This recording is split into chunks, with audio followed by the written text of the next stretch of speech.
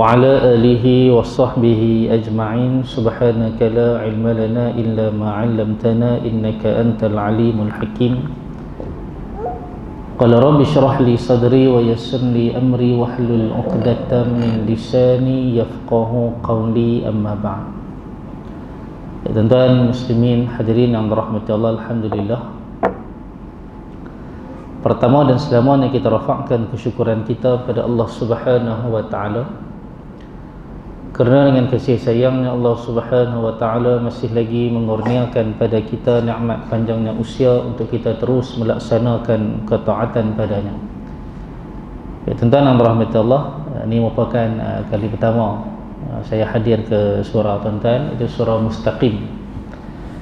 Sebelum ni saya banyak kali dah main ke Bandar Kasia ni, tetapi di surau Al-Falah sebelah ni, dan kebetulan pak menakan saya duduk dekat sini, pakcik saya itu adik pada mak saya lah. Jadi kalau saya main ke Bandar Kasia tu, saya akan tinggal bini saya di rumah makcik saya, pergi kuliah. Tapi hari ni makcik saya dia kerja, saya main seorang lah. Tapi saya, sebelum saya sampai sini tadi, saya telefon pakcik saya dulu. Pakcik di mana surau Mustaqim? Pakcik saya bagi tahu lah di mana-mana tu jalan tu. Tapi itulah tuan-tuan, alhamdulillah dapat juga kita bertemu pada waktu dan pada tempat yang mulia dan waktu yang mulia, iaitu di dalam majlis ilmu. Mudah-mudahan tuan-tuan pertemuan kita pada malam ini tidaklah dihabiskan dengan begini sahaja, bahkan kita akan adakan pertemuan yang lain, iaitu insya-Allah pertemuan di hari akhirat kelak, kita bersama-sama insya-Allah bangun afwaja dalam kelompok yang sama. Jadi tuan-tuan yang dirahmati Allah, pada malam ni saya diamanahkan dengan tajuk muflis di dunia dan juga muflis di akhirat. Jadi insya-Allah tuan-tuan bersempena dengan di antara waktu maghrib dan isyak ni, kita akan bincangkan sebuah sedikit lah, yang mana sempat insya-Allah kita akan sebut, dan yang mana tak sempat insya-Allah pada masa yang akan datang. Jadi tuan-tuan yang dirahmati Allah, bila disebutkan perkataan muflis, pastilah kita akan tertumpu kepada satu hadis Nabi SAW yang diriwayatkan oleh Imam Muslim. Imam Muslim pada dalam kitab beliau pada hadis yang ke-2581 membawakan satu hadis yang diriwayatkan oleh Abu Hurairah radhiyallahu taala anhu yang berbunyi, atadruna mal muflisu? Qalu al muflisu fina man la dirhama wa al-muflisu fina man la dirhama lahu wa la mata'. Faqal innal muflisa min ummati ya'ti yawmal qiyamati bi salatin wa siyamin wa zakatin wa ya'ti qad shatama hadha wa qadhafa hadha wa akala mala hadha wa safaka dama hadha wa daraba hadha fa yu'ta hadha min hasanatihi wa hadha min hasanatihi فَإِنْ فَنِيَتْ حَسَنَاتُهُ قَبْلَ أَنْ يُقْضَى مَا عَلَيْهِ أُخِذَ مِنْ خَطَايَاهُمْ فَطُرِحَتْ عَلَيْهِ ثُمَّ طُرِحَ إِلَى النَّارِ. Hadis yang diriwayatkan oleh Abu Hurairah, kata Nabi SAW, Nabi tanya kepada para sahabat, atadruna mal muflisu? Nabi tanya pada para sahabat, tahukah kamu semua siapakah golongan orang yang muflis? Dan ketika itu tuan-tuan yang dirahmati Allah, sahabat menjawab, qalu, kata mereka, al-muflisu fina, orang muflis di sisi kami ataupun pada pandangan kami, man la dirhamalah, orang yang tidak ada duit pada dirinya, wala mata', dan tidak ada harta. Faqal, lalu Nabi SAW bersabda dan menyebutkan makna muflis mengikut tasawur Islam. Maka kata Nabi SAW, innal muflisa, sesungguhnya hakikat muflis yang sebenar, min ummati, yang berlaku di kalangan umat aku, kata Nabi, ya'ti yaumal qiyamah, bila mana dia hadir, dia datang pada hari kiamat nanti tuan-tuan, bi salatin, dia bawa pahala sembahyang yang cukup banyak, wa siyamin, dia bawa pahala puasa dia, wa zakatin, dan dia bawa juga pahala zakat dia. Wa ya'ti qad syatama hadha, sedangkan waktu dia bawa mai pahala sembahyang, pahala puasa, pahala zakat tu, dia juga pada dahulunya di atas muka bumi dulu ni, qad syatama hadha, dia pernah memaki dan mengejek orang. Wa qadhafa hadha, dia pernah menuduh dan memfitnah orang. Wa akala mala hadha, dan dia pernah makan harta orang dengan cara jalan yang salah. Wa safaka dama hadha, dia juga pernah menumpahkan darah, iaitu bunuh orang. Wa daraba hadha, dia juga pernah memukul orang. Fa yu'ta, maka kata Nabi SAW, segala amal yang dia bawa tadi ni, yu'ta, akan dibahagi-bahagikan kepada orang yang dia berhadapan tadi. Jika hak yang pernah dia langgar sebelum dia dapat dipenuhi semuanya, tapi kalaulah dia dah bagi dah amalan dia tu dalam keadaan dia belum sempat menyempurnakan hak-hak orang tadi ni, maka amal-amal kebajikan dia sudah pun habis, maka kata Nabi, maka kesalahan dosa-dosa orang tadi ni akan diambil lalu akan dipikulkan ke belakangnya, kemudian dia akan dilemparkan ke dalam api neraka. Wa'iyadzubillah. Jadi tuan-tuan yang dirahmati Allah, bila mana kita berdepani dengan hadis ini, yang pertama sekali, Nabi SAW sebelum nak memulakan satu maklumat kepada para sahabat, Nabi tarik para sahabat dengan menanyakan soalan. Macam kita juga tuan-tuan yang dirahmati Allah, bila kita nak abangkan anak kita satu benda tu yang kita tak bagi tahu kat dia, kita tanya dulu, tu apa dia tu. Bila anak kita kata apa dia ni, ayah, dan anak, biasanya anak-anak ni dia akan meneka dengan jawapan yang dia rasa betul lah.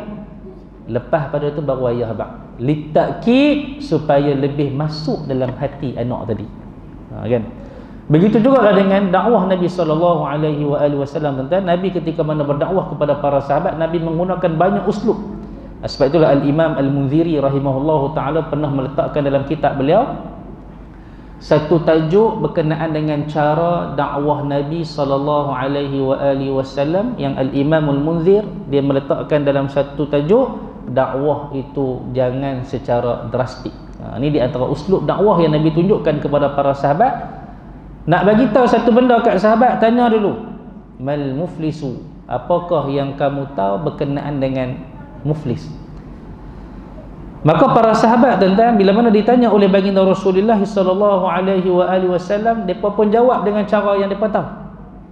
Mereka pun kata, al-muflisu man la dirhamalah wala mata'. Ni kata para sahabat, iaitu orang yang muflis ni, wahai Rasulullah, orang yang tak ada harta dan orang yang tidak ada duit. Maka tuan-tuan yang dirahmati Allah, ini adalah muflis di sudut dunia.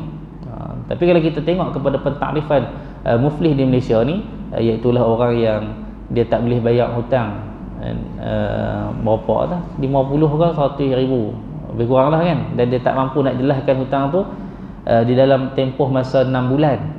Kemudian dia adalah penduduk yang bermustautin di Malaysia ni, di antara pentakrifan muflis lah. Saya pun tak tahu tuan-tuan, pasal tak biasa muflis lagi.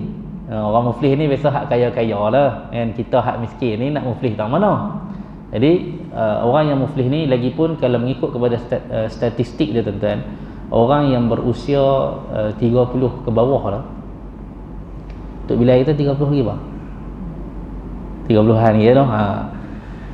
Kalau 30, 31, 32 ke bawah ni, orang yang betul-betul muflis daripada tahun 2019 kalau tak salah, baru 100 orang lebih kurang yang umur terlalu tu lah. Tapi yang merekodkan yang paling muflis paling banyak di Malaysia ni adalah orang yang berusia 35 ke 44 tahun. Dia di antara golongan yang paling banyak lah. Dan golongan yang tua, yang umur 55 pun tak ramai yang muflis, lebih kurang dalam 5,000 orang yang muflis ketika usia 55 ke atas. Orang kata biasanya orang 55 ni dia pun duit banyak, tetapi ketika umur 55, mereka punya pandangan mereka, mereka punya pemahaman mereka ni, orang panggil pengalaman tu dah banyak. Jadi jaranglah terjadi benda-benda yang macam tu. 33, 35, waktu ni usia muda, darah tengah panas. Bila tengah panas ni, macam-macam dia nak buat, akhirnya tersilap langkah. Betullah golongan yang paling ramai muflis adalah umur 30-an ke 45 ke bawah lah, 44. Ni secara muflis di dunia, tuan-tuan. Muflis di dunia. Tetapi Nabi SAW bagi tahu pada kita dalam hadis ni, al-muflisu min ummati, orang muflis yang hakikat kemuflisan yang sebenarnya, min ummati, di kalangan umat aku, kata Nabi. Yaumal qiyamah, iaitu ketika mana dia ya'ti yaumal qiyamah, dia mai pada hari akhirat, bi salatin wa siyamin wa zakatin. Dia tuan-tuan kena faham, orang yang muflis ni, dia bukan orang yang biasa-biasa, tuan-tuan. Dia orang yang membawa pahala sembahyang, dan dia orang yang membawa pahala puasa. Mana kata dia bukan orang yang tak sembahyang, dan dia bukan orang yang tak puasa. Mereka ni juga orang antara orang yang hebat, tuan-tuan. Kerana orang yang muflis ni, kata Nabi, ya'ti yaumal qiyamah, ketika mana mereka datang pada hari kiamat, ya'ti bi salatin, mereka datang dengan membawa pahala sembahyang, wa siyamin, datang dengan bawa pahala puasa, wa zakatin, dan mereka main dengan bawa pahala zakat. Mana kata zakat tak pernah culah, tuan-tuan. Puasa tak pernah tinggal, dan sembahyang mereka tak pernah tinggal juga. Mereka ada benda tu. Jadi sebab itulah, walaupun hakikat muflis ni adalah orang yang tidak mempunyai harta di dunia, tetapi muflis pada hakikat tasawur Islam adalah orang yang dia membawa pahala amal kebajikan dia, namun dia tak mampu untuk mempertahankan perkara tersebut.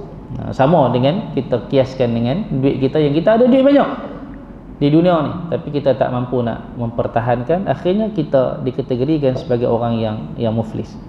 Sebab itulah tuan-tuan yang dirahmati Allah, Nabi kata orang yang muflis ni adalah orang yang membawa pahala-pahala tadi. Sembahyang pahala banyak, tuan-tuan. Puasa pahala banyak, zakat pahala banyak, dan ia menjadi teras di dalam agama kita.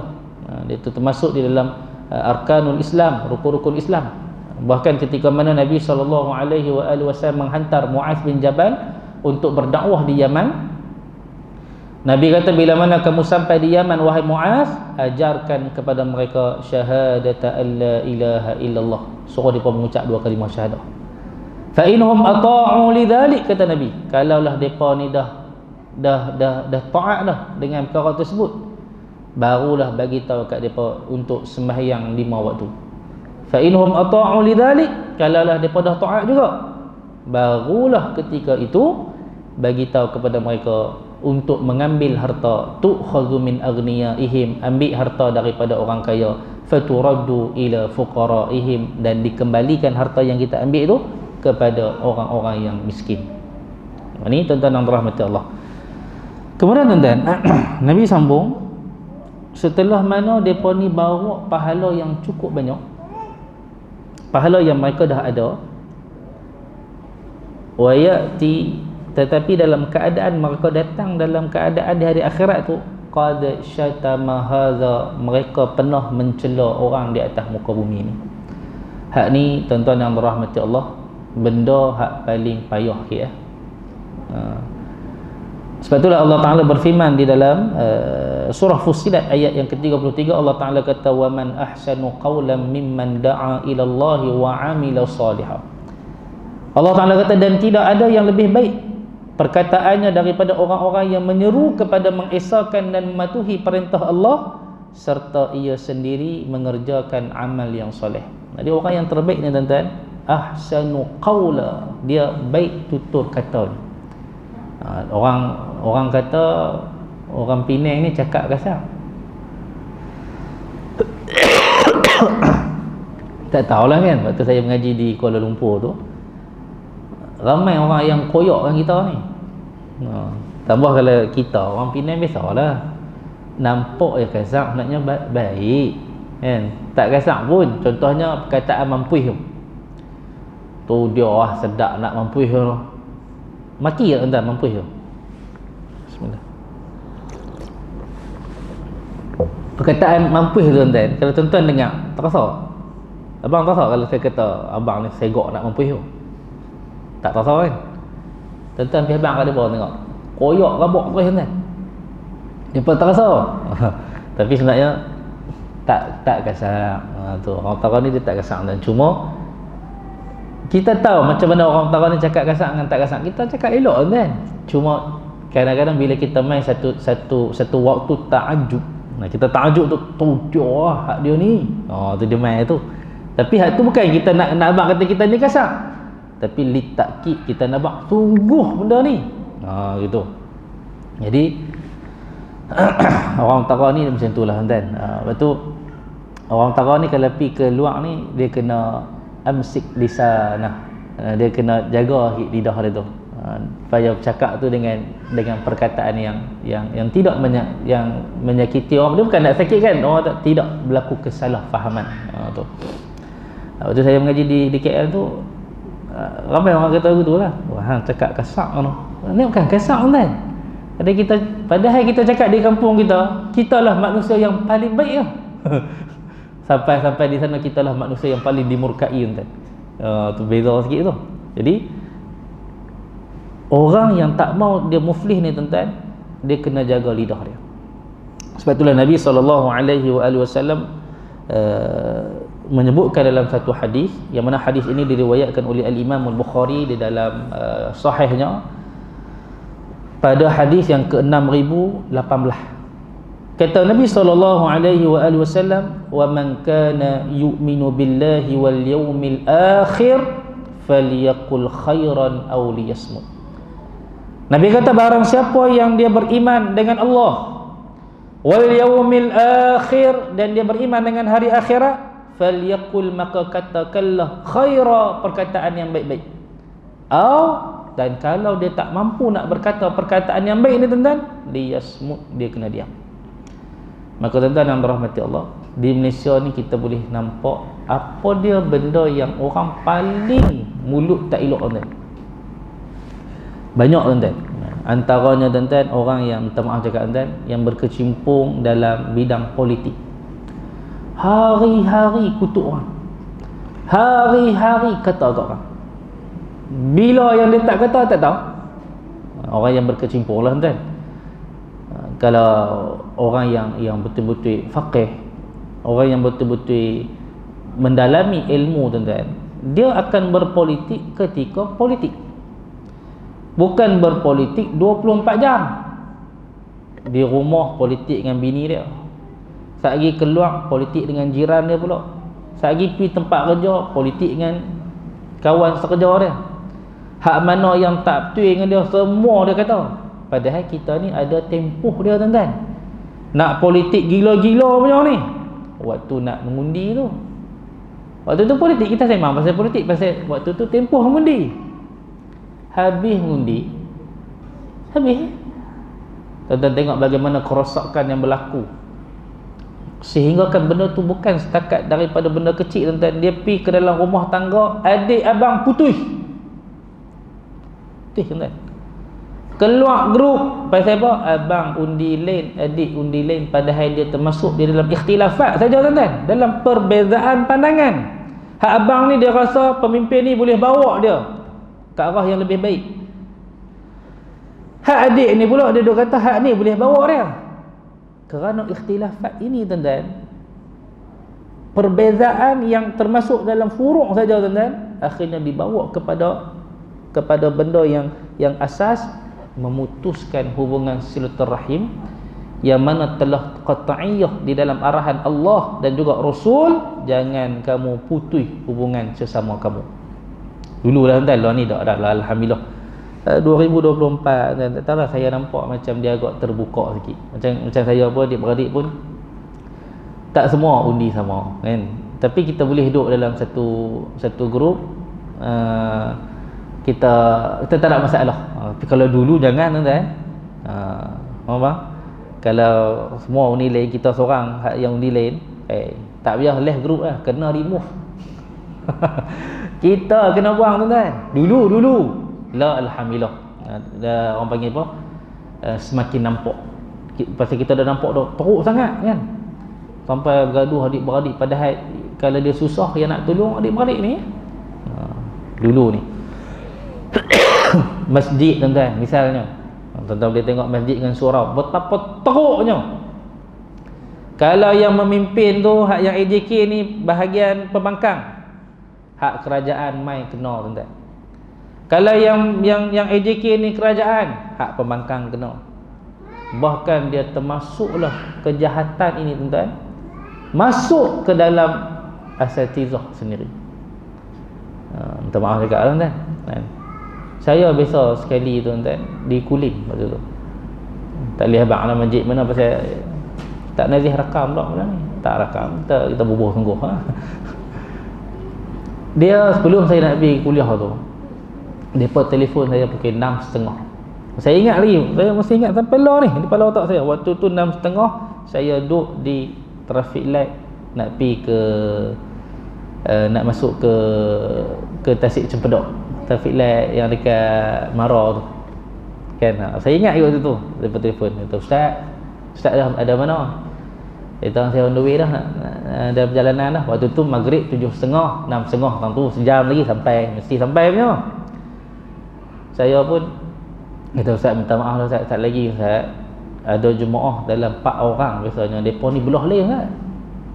Saya ni kira sama dengan pengerusi tu, kami undi sama.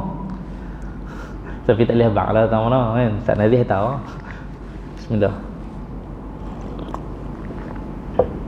Pengurusi tu abang dia kata Ustaz, tak kira ada 4 orang jemaah lagi.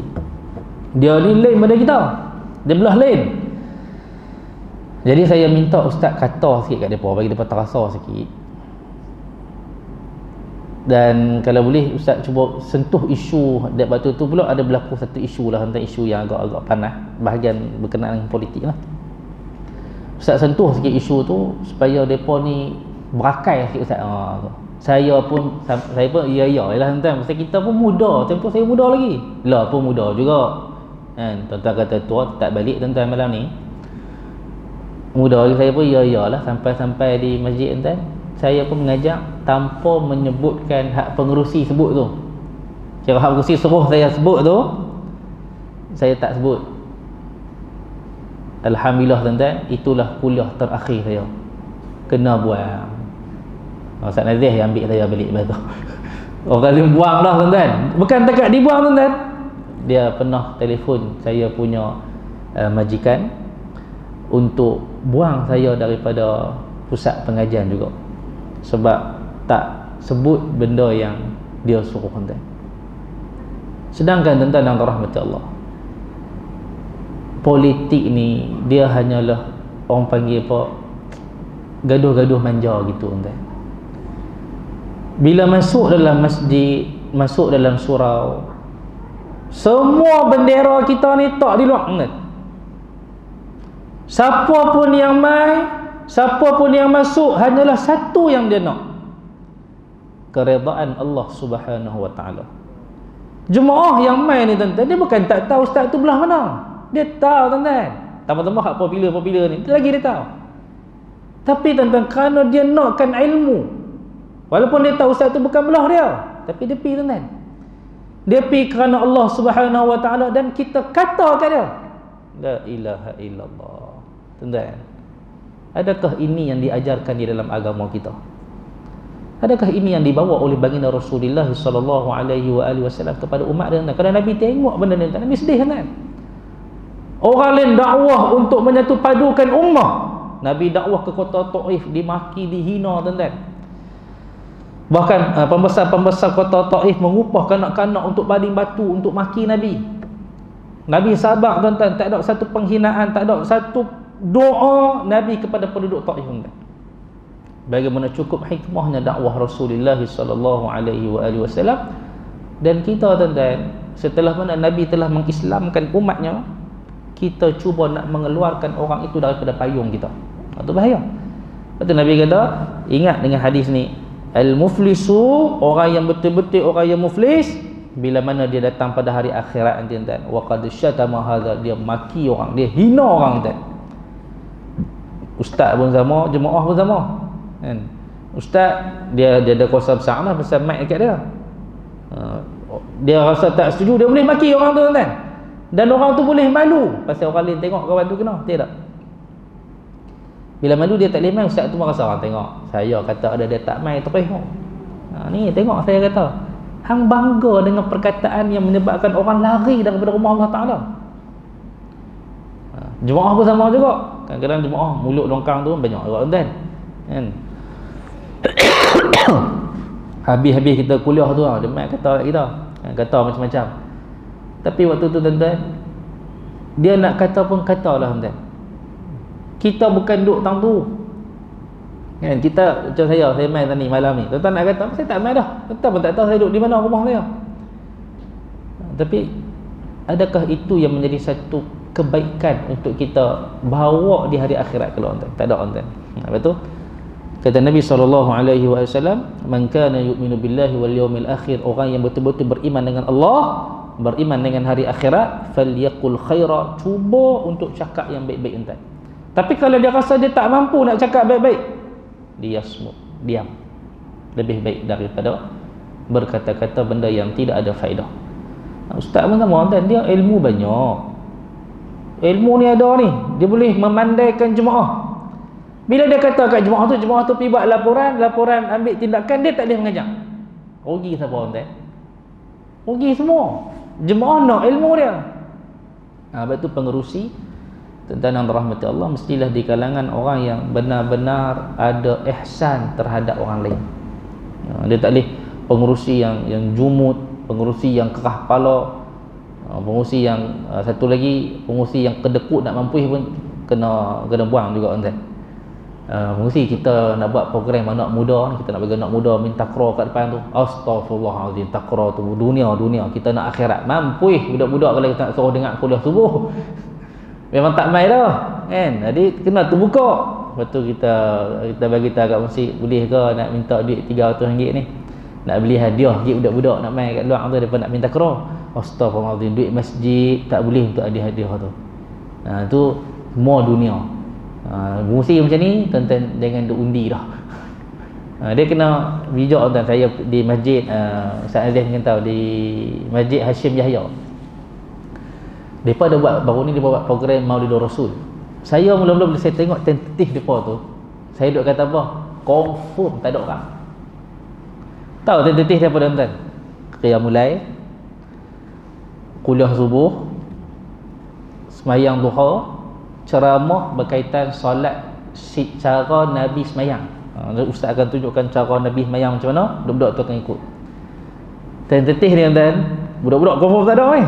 Pasal qiyamul lail kot, confirm lah budak-budak ni. Lepas tu kuliah subuh. Tapi bila saya pergi tu tuan-tuan, saya kena slot yang keempat tu. Ramai tuan-tuan. Dah waktu cuti ramai. Saya pun pasal apa ramai ni? Rupanya lepas daripada slot sifat Nabi tu, solat cara sifat solat cara Nabi tu, ada naik kuda di pekarangan masjid. Depa order kuda seekor. Lepas tu budak-budak tu boleh naik. Tu dia penuh tuan-tuan.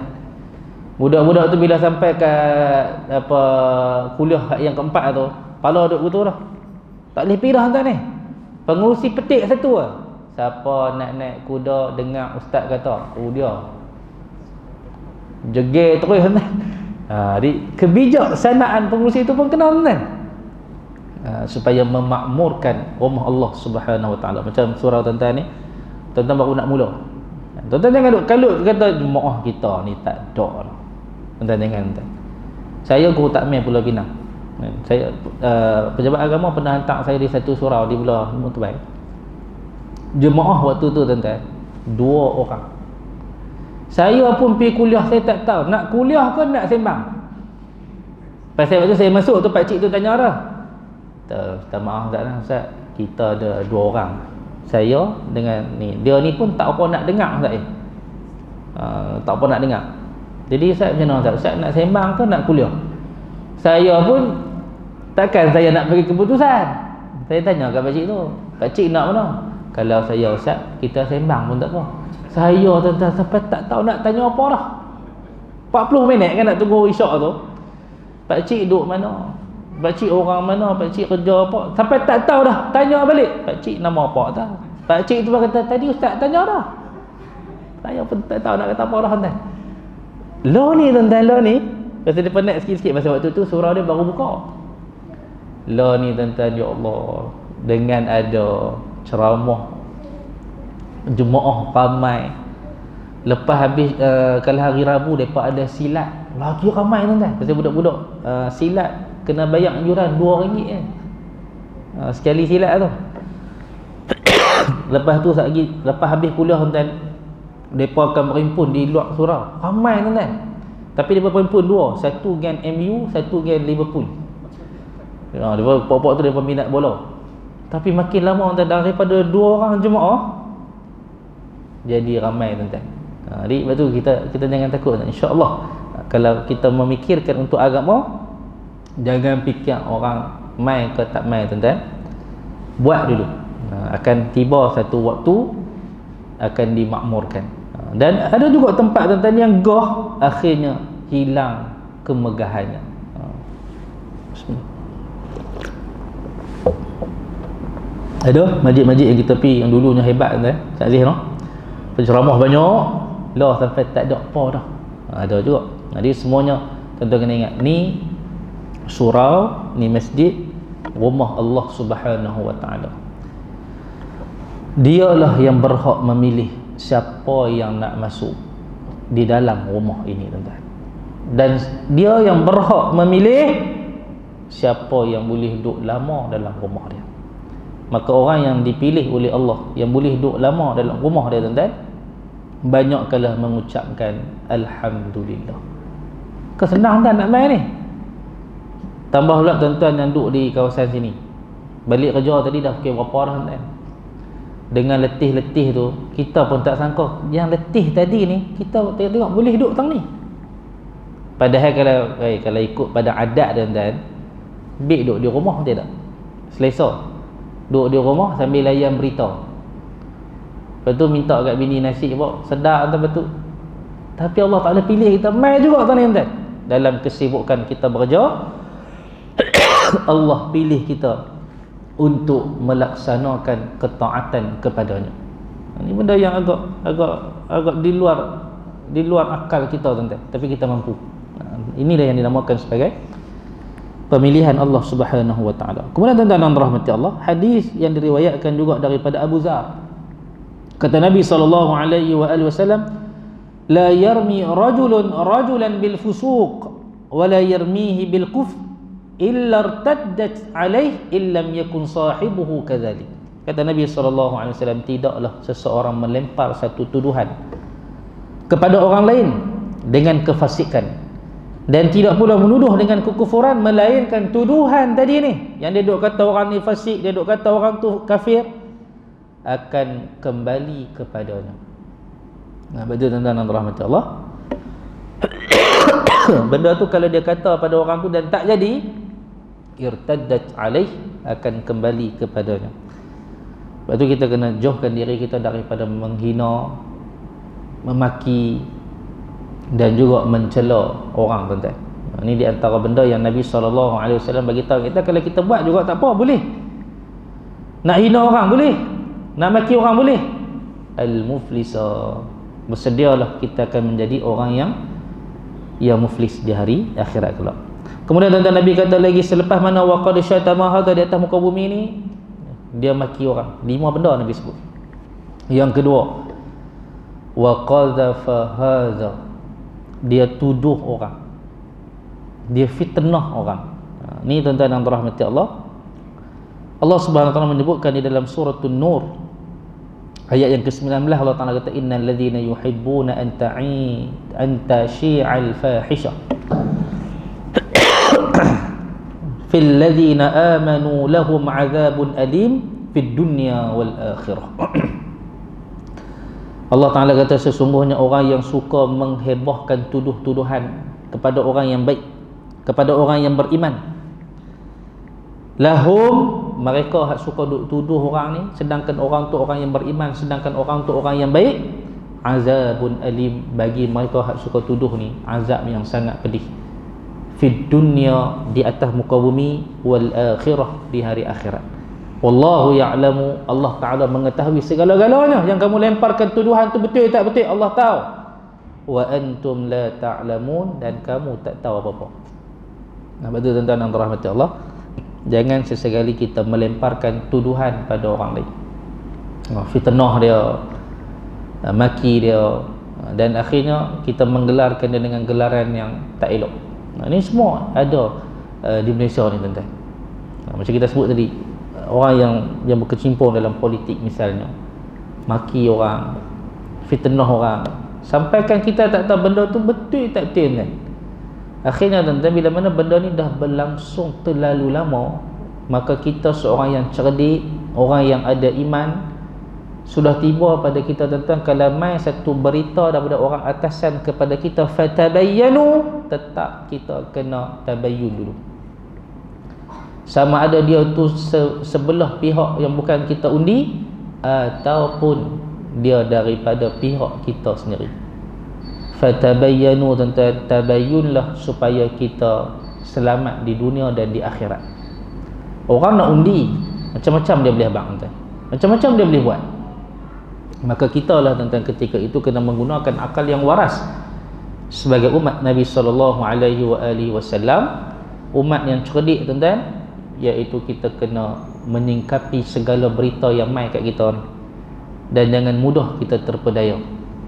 Sama juga kalau orang kata tempat kerja contoh kan, tempat kerja ni, kalau tuan-tuan biasa kerja banyak tempat ni, tuan-tuan akan nampak orang-orang yang orang panggil toksik lah. Sikit-sikit kawan tu tak betul, padahal kawan tu tak buat tuan-tuan. Dia kata semua orang tak betul supaya bos nampak dia paling betul, dan dia dinaikkan pangkat dengan cara mentak betulkan orang tu.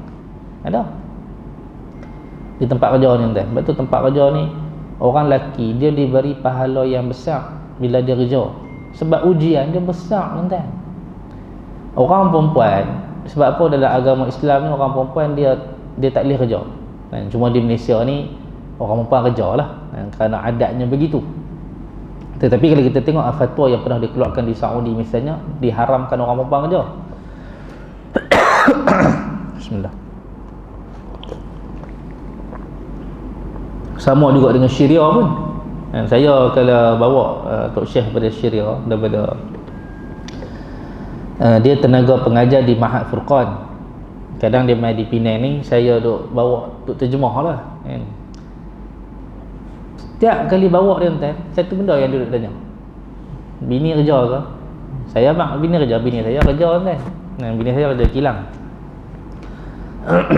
Dia kata, hang tak cukup ke duit hang nak bagi dia makan sampai dia kena kerja? Kata, tak saya. Dia mula-mula kahwin, dia tak kerja. Lepas tu dia bang kata dia nak kerja pasal dia mengaji U dulu. Jadi dia nak guna bini saya ni, dia designer macam perabot-perabot tu, macam apa katil tu dia design, nanti mesin buat keluar lah. Jadi dia kata dia nak gunalah ilmu yang dia belajar dulu tu. Jadi dia nak nampak dia punya katil tu hak dia buat, hak dia design. Saya pun dah dia nak gitu tuan. Silalah kan. Yang penting saya kata cari tempat kerja yang dekat, pasal saya nak hantar, saya nak ambil, dan cari tempat kerja yang orang panggil mudah nak semayang, mudah nak semua. Akhirnya dapat tuan, sila saya pun bagilah dia kerja. Tok Syekh tu mai tuan, duduk tanya saya, saya duduk tanya setiap kali mai tanya, bila bini nak berhenti, bila bini nak berhenti. Saya pun dah semak kepala tuan. Orang Penang ni kalau semak kepala dia masalah hit, dan dia akan jadi ghaflah jingga tuan. Saya pun kata kat Syekh, lagu ni Syekh, bini saya akan berhenti, dia habang kat saya, padahal bini saya tak habang pun. Ni yang panggil tipu sunat, saya tak tahu nak jawab apa dah. Dia duduk tanya soalan sama, bila nak berhenti, bila nak berhenti. Dia kata, Syekh, bini saya kata kalau kami anak 4, dia berhenti lah. Lah saya anak 2, anak 4 nanti dia berhenti lah. Dia lah tu juga kan, lah tu juga. Ya Allah, kau bagikanlah dia anak 4 tahun ni juga. Dia ingat bini saya kucing kot, boleh beranak sampai 2 sekali, kembang. Tu dia nak abang kata orang Arab ni adat dia, Jangan bagi orang perempuan kerja. Pasal apa tuan-tuan? Alam pekerjaan ujiannya besar tuan. Ujiannya besar. Sebab tu kalau tuan-tuan tengok benda-benda yang besar, antaranya kecurangan. Kecurangan ni tuan-tuan, ataupun orang panggil secara takdir lah, lelaki ni dia boleh kahwin 4, tapi dengan secara lelaki. Sayang, abang nak kahwin seorang lagi. Tu dia lelaki. Sembang tadi boleh tuan-tuan lah. Bini tak bawa. Buat kalau saya bawa, mungkin saya takkan sebut bab ni. Tapi dah tak bawa, saya sebut dah, tuan-tuan dengar je dah. Dia tak tengok, insya-Allah. Dia punya Facebook dia, kalau tengok dia tengok mampus dia tuan-tuan. Tak nanti ada bilik kosong malam ni. Kita lelaki tu dia kena gitu, maknanya mengikut landasan syariat. Nak kahwin di Pulau Pinang, kita mestilah diwajibkan kepada lelaki ni minta izin kepada isteri pertama. Isteri pertama bagi, dipersilakan tuan-tuan. Dengan syarat-syarat yang syarak tetapkan. Kita mampu daripada sudut kewangan, kita mampu daripada sudut keadilan, dipersilakan. Tapi yang masalah tuan-tuan, dia tak ni, dia pergi bawa perempuan hak dia tempat kerja, yang perempuan itu telah pun menjadi isteri orang lain. Bawa pergi ke hotel, tidur sekali, yang mana dia tu suami dan perempuan tu isteri. Balik rumah takkan kantoi tuan-tuan. Betul tak? Kalau perempuan tu dara, dia kantoi hilang dara. Hak yang ni nak kantoi di mana tuan-tuan? Tak ada. Tak ada. Berlaku di mana yang paling banyak kecurangan ni tuan-tuan? Di tempat kerja. Benda yang paling banyak menjatuhkan sesama rakan-rakan ni di tempat kerja. Tidak. Menjilat bos dan mengadu domba, khabar kata kawan tu tak bagus, kawan ni tak bagus, kita yang paling bagus. Di mana tuan-tuan? Tempat kerja. Maka sebab itulah tempat kerja ni ujian dia besar, yang boleh menempuh ia orang lelaki. Yang Allah Ta'ala sebut dalam Al-Quran, Ar-rijalu qawwamuna 'alan nisa. Orang lelaki ni lebih kuat daripada orang perempuan. Jadi insya-Allah orang lelaki yang beriman tuan. Lepas tu kita tengok ada pakcik tu kerja sampai 60 tahun duduk di situ tuan-tuan. 50 tahun tak pernah ada kecurangan, tak pernah ada masalah jatuhkan kawan, sebab kuat dia tuan-tuan. Mampu dia dalam bahagian tersebut. Jadi kita ni nak buat apa-apa tuan-tuan, ingat satu benda. Adakah kita nak jadi manusia yang muflis di hari akhirat kelak ataupun tidak? Kalau rasa nak muflis, syatam, maki orang, cela orang, qazaf, tuduh orang dengan tuduhan-tuduhan yang tak betul. Dan Nabi kata lagi, wa akala mala hadza, yang ketiga, dia ni makan harta orang dengan jalan yang tak betul. Bismillah. Sama ada dia makan harta orang tu dengan cara paksa, ataupun dia riba, ataupun dia rasuah. Betul lah Nabi sebut dalam semua benda ni tuan-tuan ada hadisnya. Rasuah Nabi sebut, la'anallah ar-rashi wal murtashi, orang yang bagi rasuah, orang yang terima rasuah, semua dilaknat oleh Allah. Orang yang makan riba, wa ahallallahu al-bai'a wa harrama ar-riba, Allah menghalalkan jual beli, mengharamkan riba. Sebab tu kita ada Islamic banking. Bahkan Islamic ni dia dah tersebar banyak dah tuan, sampai KWSP pun ada akaun Islamic kan. Jadi kita alihkan ke akaun Islamic tu supaya penolakan zakat tu lebih awal. Kan contoh kalau kita biar akaun KWSP kita tu akaun biasa, nanti keluar kena bayar zakat. Tapi kalau kita alih kepada zakat siap-siap pada Islami, dia akan tolak siap-siap. Cara tolakkan dia adalah dividen kita akan kurang pada dividen orang lain. Tapi tuan-tuan, kalau iman tak kuat, jangan kan. Contohlah bila dia dah pencen kan, duit KWSP 400,000 contoh, mungkin lebih, mungkin kurang. Bila banyak tu tuan-tuan, kalau 100,000 zakat dia 2,500. Kalau 400,000 10,000 zakat dia. Bila dapat duit banyak tu, orang minta 10,000, dekat ni mata kelam ni. Mata kelam dah nak bayar tu tak ketak tangan ni. Baik bayar siap-siap. Dalam bayar tu kita tak nampak kan. Tak tengok oh banyak ni, oh dulu dah tolak zakat, lega dah tuan. Lalah bila dia main banyak tuan. Ini kena bayar 10,000 ni. Tak apa nanti aku banyak duit pun banyak lagi. Beli ni, beli tu, beli ni, akhirnya habis tuan. 400,000 zaman dah. Kan banyak mana? Kan? Rumah 400 dah Pulau Pinang. 400 tu rumah kecil di Pulau Pinang kan. Hak saya jumpa di Jawi tu 300 lah, 280 lebih, 300,000. Hak bilik air tu tuan-tuan tak boleh ke kiri, tak boleh ke kanan, tak boleh ke depan, tak boleh ke belakang. Statik je. Sikit dinding pintu. 300 tu tuan. Jadi bayar siap-siap. Dan elokkan kita daripada memakan harta-harta yang haram. Dan kadang-kadang tuan-tuan, orang makan harta haram ni kadang-kadang dia tak tahu. Contoh tuan orang yang kerja macam tuan-tuan ni, tuan-tuan ada hobi tuan-tuan. Macam pakcik saya tu yang dia duduk di surau Al-Falah tu, nanti hantar ada bagi dia tengok.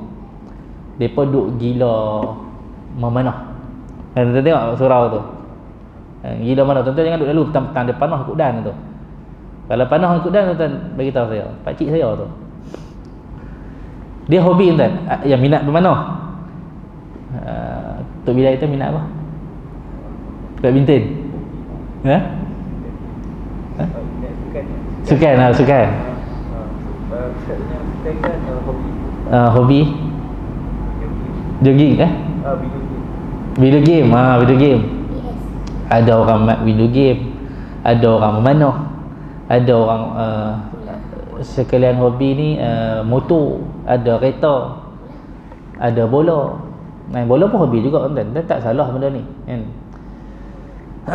Ada orang minat badminton. Dan saya dulu minat badminton lah, tapi lah dah badan tu menghalang pada badminton. Tapi waktu saya main badminton tuan, di antara yang mereka tak tahu dan mereka buat, dan kita bagi tahu kat mereka, mereka badminton, hak yang orang kerja kerajaan ke, kerja kilang ke, macam bila main badminton tu mereka boleh lah nak menghilangkan stres mereka tu, dan benda tu bagus tuan-tuan, alhamdulillah. Tapi bila mereka dah main lama-lama, mereka makin cekak. Bila makin cekak, mereka dah tak puas dah main hak yang pukul tak kena tu, mereka dah makin hebat tuan-tuan kan? Hebat. Bila hebat ni tuan-tuan, bila dia main dengan orang yang tak hebat, dia rasa macam cabang lah kalau main game. Cuba abang main dengan saya tengok, Allah tak, dia tak erti apa lah. Jadi kita tak seronok, kita nak main yang selevel dengan kita. Cara dia nak bagi orang ni main hebat, dia buat peraturan, siapa kalah kena bayar bulu tangkis tu mahal kan. Seketui tu RM6 kan, pasal kalau hak mahal punya tu. Satu lagi, siapa kalah kena bayar kod. Kod contohnya kalau sejam RM15. Siapa yang kalah dia kena bayar. Bila main kat kita, dia faham betul, kita kata minta maaf lah, hak yang ni nama dia judi kan, judi. Dia pun terkejut kan, biar betul judi. Kami main ni dia sampai ada seorang abang tu dia bagi tahu saya, kita minta maaf lah adik kami ni bukan nak main judi ke apa, kami ni nak bagi naik semangat. Bila kami kena, siapa kena bayar kod tu, semua akan semangat, jadi sukan ni akan lebih naik lagi. Ni orang kata apa, cara orang panggil apa, hak tidak menghalalkan cara tu. Dia pun buat betul kan. Bila kita habaq tu baru dia tahu. Lepas tu ada pula di tempat saya tu, mereka buat kutipan duit. Semua orang kena bagi RM10. Hari ni kita buat, siapa yang menang sat lagi, kita akan bagi hadiah ni lah. Hasil pada duit hak mereka kutip tu lah, seorang RM5 tu. Pun judi juga. Judi juga.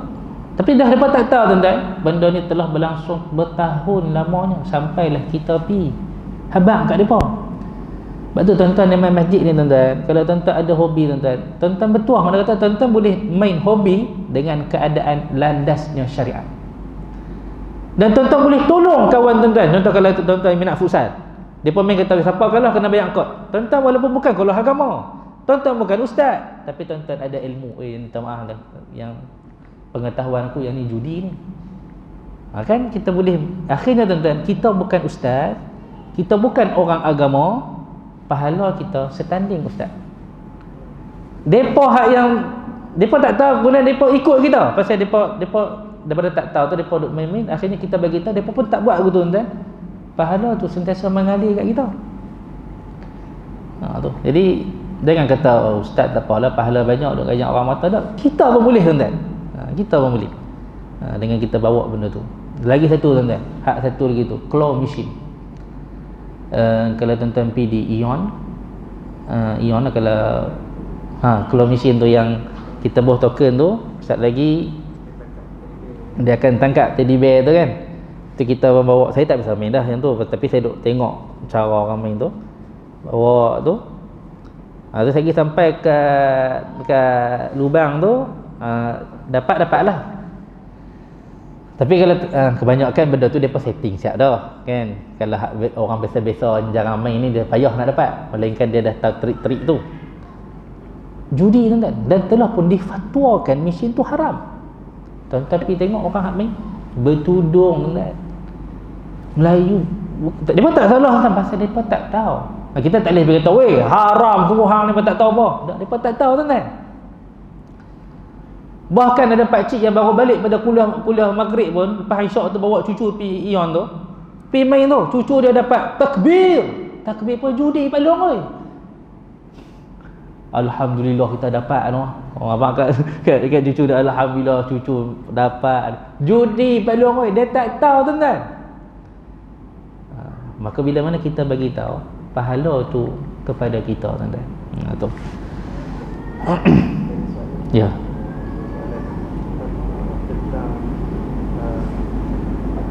Daripada offline yang game yang ada microtransaction, dengan yang tadi saya cakap, kalau kata point menang, siapa menang kita belajar makan. Kalau menang macam kalau menang tu bila belajar makan.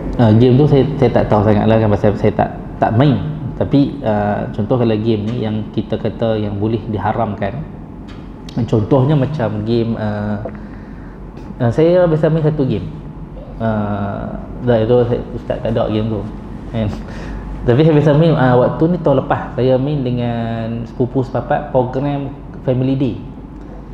Jadi kita game tu hak yang bola kat apa e-football ke saya kata, lebih kurang lah nama dia kot, saya pun tak ingat dah. Jadi kita nak kena bina satu kumpulan kita. Dengan membina kumpulan tu, kita kena beli player-player yang kuat lah, macam Cristiano Ronaldo, Messi. Tapi nak beli tu kita kena top up dulu menggunakan duit kita. Bila top up, kita bawa dengan bentuk yang mana duit tu telah pun dipertukarkan kepada token lah. Kita tak ada masalah. Jadi token ni dengan duit kita tu kira duit lah. Kita nak beli Cristiano Ronaldo, kita pun terpaksa melalui proses yang nama dia tikam. Nak beli Cristiano Ronaldo tapi dapat hak lain, maka dia ada unsur gharar kat situ. Maka ini yang diharamkan tu. Melainkan orang dapat token tu free je. Lepas tu dia pun main tu tak apalah, pasal tak melibatkan yang sebelah pihak untung, sebelah pihak rugi. Yang mana Islam cukup larang ni tuan-tuan adalah yang mana menguntungkan sebelah pihak, merugikan sebelah pihak. Jadi soalan abang tu pasal saya tak tahu game apa yang abang main. Cuma abang kena balik kepada kaedah. Kalau ada satu pihak untung, satu pihak rugi, yang tu Islam tak benar. Macam tadi itulah, kita bawa duit, kita nak beli benda tu, tapi dia pergi tembak benda dia. Betul, kita bawa lagi duit, tak dapat lagi benda tu. Akhirnya kita kerugian yang cukup banyak untuk dapat satu benda yang senilai harga yang tu je sebenarnya. Sama juga dengan bayar kod tadi. Dan siapa yang sepatutnya kod tu kegunaan ramai, kita kena bayar ikut siapa yang main lah. Tapi siapa yang menang dia tak payah bayar, dan siapa yang kalah dia kena bayar. Yang kalah menanggung kerugian, yang menang mendapatkan hasil keuntungan. Sama juga dengan pertandingan yang kita minta duit seorang RM5 tadi. Saya RM5, tak Najah RM5, abang RM5, abang RM5 semua. Nombor 1 saja dapat duit. Saya, contoh saya nombor 1. Pasal mikrofon kat saya. Saya buat contoh, saya dah nombor 1. Saya dapat duit. Tuan-tuan buat keluar duit tadi, tapi tuan-tuan tak dapat. Maka kezaliman telah berlaku ketika itu, tuan-tuan. Maka sebab tu kalau tuan-tuan tengok pertandingan semua yang ada ni, tuan-tuan, depa hadiahnya disponsor, tidak menggunakan daripada wang penyertaan. Kan kita tengok piala YB sponsor hadiah kan, piala ni ketua kampung sponsor. Duit penyertaan tu guna apa? Kegunaan dia untuk orang ramai. Contohnya sewa dewan, bagi makan. Jadi semuanya dapat. Tu Islam ajak macam tu, tuan-tuan. Nak berhobi, nak beriadah, pastikan di atas landasan syarak. Kemudian yang lagi dua, tuan-tuan, saya laju sikit, tuan-tuan. Nabi kata orang yang muflih ni juga adalah orang yang safaka dama hadza, orang yang bunuh orang lain, tuan-tuan. Wa'iyadzubillah, tuan-tuan. Wa daraba hadza, dan yang kelima, dia memukul orang tanpa alasan yang kukuh. Boleh nak pukul orang?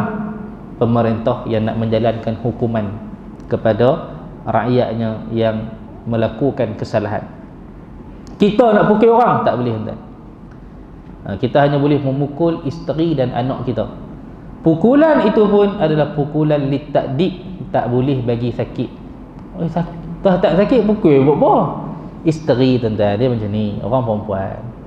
Laki tu tak pernah pukul dia.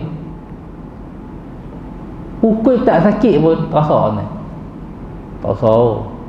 Islam nak bagi terasa tu je, bukan bagi sakit.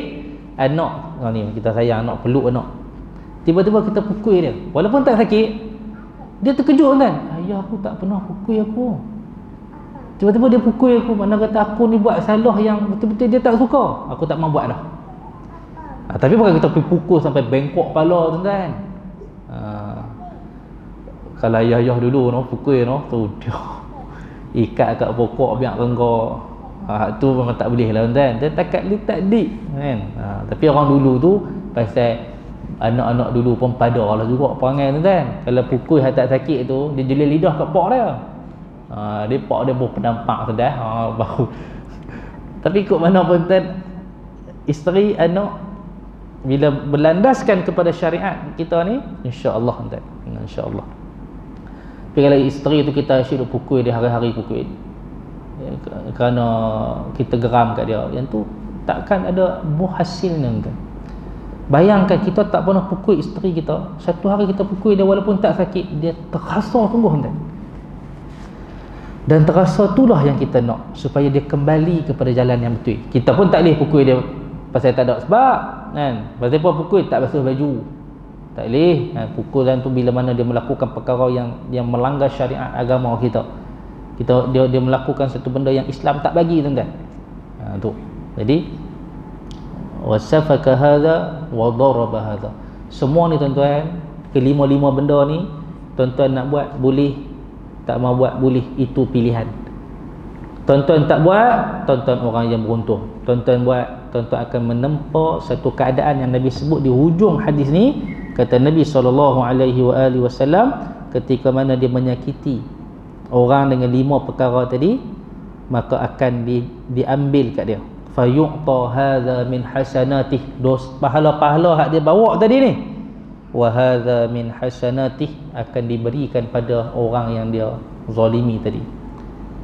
Fa in faniyat, kalaulah habis pahala dia dalam keadaan qabla an yuqda ma alaihi akhidha min khatayahum, kalaulah dia tak dan selesai lagi masalah dia, pahala habis dah.